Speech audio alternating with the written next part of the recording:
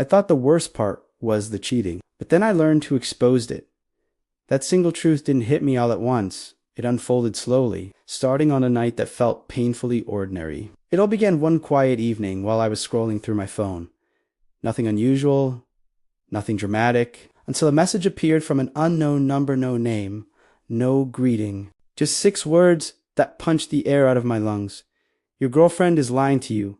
Attached to it was a blurry photo of my girlfriend, sitting in a restaurant, holding hands with someone I didn't recognize. I stared at it so long my eyes burned. At first, I told myself it had to be a joke or mistake. Who would send something like this, and why to me? I typed back immediately, demanding answers. Who is this? Why are you sending me this? But there was no reply. Instead, another photo arrived. Same scene, different angle, same mystery person. Then a short, chilling text followed. You deserve to know the truth. I didn't know what to think. Was someone trying to destroy my relationship? Or worse, were they showing me something I had been too blind to see? I wanted to confront my girlfriend right away to get the truth out of them. But something deep inside stopped me. What if it was all fake? What if I ruined everything over a lie? The next few days were torture. More messages kept coming. Some were vague warnings like, watch her eyes when they come home late. Others were disturbingly specific. Check her calendar on Thursday night. And every time I checked, the pieces lined up a little too perfectly. Lachimicha's unexplained calls, excuses that suddenly didn't make sense. I felt split in half. One part of me clung to the belief that my girlfriend wouldn't hurt me. The other part was terrified the stranger was right. Eventually, I broke under the weight of my own thoughts. I confronted my girlfriend. I showed her the photos, the texts, everything. She denied it all. She said the photos were taken out of context. She said someone was trying to manipulate me. She said I was overreacting. And for a moment, God help me, I wanted to believe them. But then my phone buzzed again with one final message from the anonymous texter. If you want undeniable proof, meet me.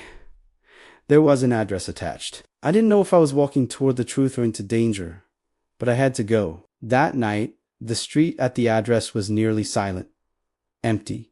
Only a dim street light flickered above me. My phone vibrated once more. Look behind you. When I turned around, my entire world crashed into a new reality. It wasn't a stranger standing there. It wasn't someone lurking in the shadows. It was my best friend. I froze where I stood. My voice barely came out. What are you doing? Why would you send me all of this? Her eyes held something I had never truly noticed before: fear, pain, guilt, and something that looked dangerously close to love. She told me she couldn't stand watching me get hurt anymore. She'd seen signs for months, seeing things I hadn't.